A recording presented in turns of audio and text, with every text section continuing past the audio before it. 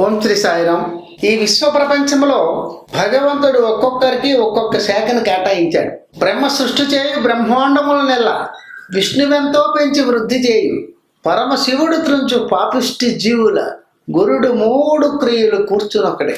పరమేశ్వరుడు ఒక్కొక్కరికి ఒక్కొక్క పోర్ట్ఫోలియో ఇస్తూ ఈ ఇన్ఫర్మేషన్ బ్రాడ్కాస్టింగ్ శాఖ, సమాచార పౌర సంబంధాల శాఖ అనేటువంటి శాఖని బ్రహ్మ మానస పుత్రుడైనటువంటి నారద మహర్షికి ఇచ్చాడు.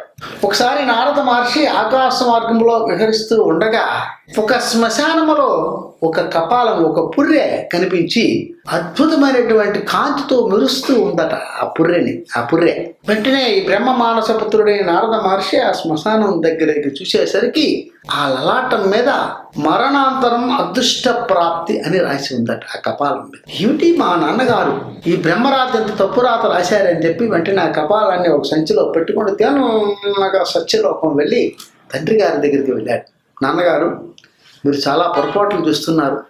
ఈ భూలోకంలో శ్మశానంలో ఈ కపాలం, ఈ పుర్రి మీద మరణాంతరం అదృష్ట ప్రాప్తిని రాశారు. ఇది ఇలా మరణాంతరం అదృష్ట ప్రాప్తిని రాయడం తప్పు కదా, ఇలా ఎంతమంది తప్పుడు రాతలు రాస్తున్నారని చెప్పి తండ్రిని నిలదీసి అడిగాడట. నేను అలా రాశానన్న, ఇది ఒకసారి చూపించన్నాడట బ్రహ్మదేవుడు.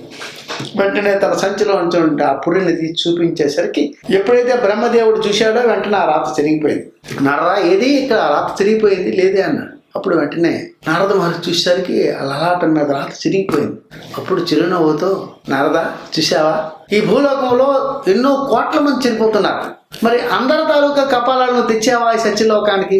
సాక్షాత్తు భగవంతుడు అంశ అయినటువంటి నువ్వు నారద మహర్షి ఆ భూలోకంలో ఉండే కపాలాన్ని సత్యలోకానికి తెచ్చావంటే వాడికి మరణాంతరం అదృష్ట ప్రాప్తి ఉందా లేదా అని బ్రహ్మదేవుడు నారద మహర్షిని అడిగాడట. అంటే బ్రహ్మ రాత అంత అద్భుతంగా ఉంటుంది, ఎక్కడా కూడా తప్పులు దొరకడానికి అవకాశం లేదు. అక్కడ బ్రహ్మదేవుడు నారద మహర్షికి ఒక అద్భుతమైనటువంటి గుణపాఠాన్ని నేర్పాడు. ఓం శ్రీ సాయిరాం.